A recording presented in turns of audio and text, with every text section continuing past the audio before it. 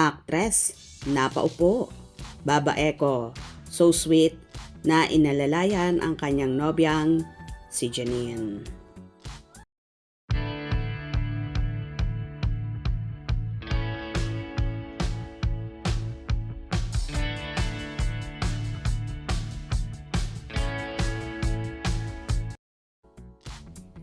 Nakakatuwa talagang pagmasdan ang lovely couple na sina Janine Gutierrez at Jericho Rosales. Nagbanding nga ng todo magkasintahan kung saan nag-ice skating sila. Habang nag-ice skating si Janine ay bigla itong na-out of balance at napaupo. Kaya naman agad-agad siyang sinaklolohan at pinuntahan ni Eco. Hinila sa kamay ang nobya kung saan puwet ng aktres ang napatama sa sahig dahil nabaligtad siya at napaupo habang nag-ice skating. Isa rin kasi ito sa hilig ni Eco kaya ito ang naisipan nilang itry at maging banding na rin.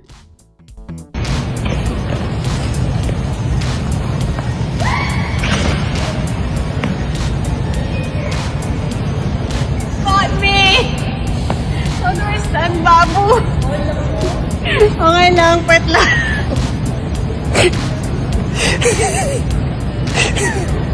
Caught me! Baba. Samantala, naging busy naman si Jericho at kamakailan nga ay nagkaroon sila ng media conference kasama si Ann Curtis at Catriona Gray at ang iba pang cast ng kanilang movie na Dalabuan.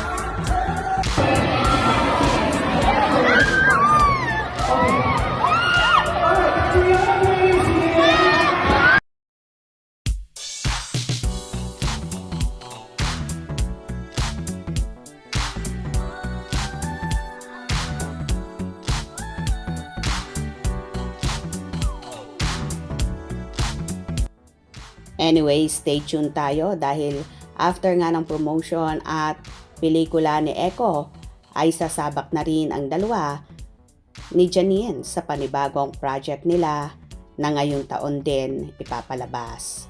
Kung nagustuhan nyo ang video na ito, comment down below.